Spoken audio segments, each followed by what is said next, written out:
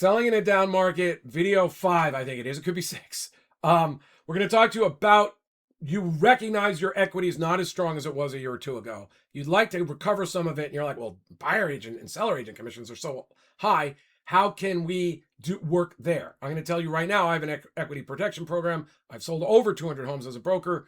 1% listing commission is available to people for the listing side at listingattorney.com. And I can even refer out. Some agents will work for that all over the country, but we're focusing on Southern California and particularly San Diego or Riverside right now.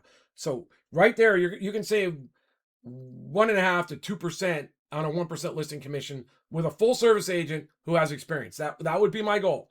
Now, secondly, what about buyer agent compensation? Well, the bad thing for you is that because of those class action suits, the listing agent no longer has anything to do with buyer agent commission. They're not offering out 1% or 2%. You cannot control buyer agent commission via your contract with the listing agent anymore. Because what happens is, brilliantly, the associations have made their agents, their buyer's agents, make the buyer sign a contract. They lobbied to make this a rule that talks about buyer agent compensation. It was a 2-step rule they lobbied for, and they got it.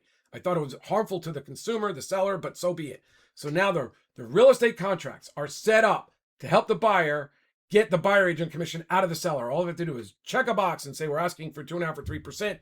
And your listing agent has no forms to counter it, just blank lines. They'd have to be lawyers to figure out how to do this. Fortunately, I am a lawyer, and I'm going to tell you the right way to do it is to bifurcate the negotiation into the natural negotiation, the price and terms of the home with the buyer, and separately a negotiation with the buyer's agent. And yes, I know that can be linked, but by bifurcating it and introducing the timing at the right time, you have a chance to make that buyer agent really work for their commission. I'm not saying you're automatically going to cut it, but if you follow our strategies in 2 separate forms, you will be making the buyer agent work for their commission. They will earn it if you do it right, and the buyer agent has any brains at all and wants to help their buyer buy a home while protecting their commission.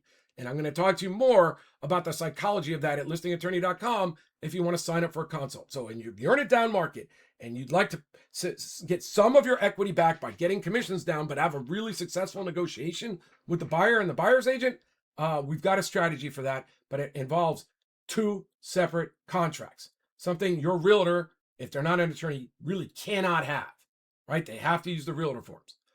My name is John McConnon. I'm an attorney and a broker. I've sold hundreds of homes. The California Association of Realtors had me train realtors on how to list and negotiate short sales. And I think the job one of any down market agent is to avoid a short sale. So that's what we're going to help you do. We'll have a short sale and a deed in lieu series just after this. Thank you.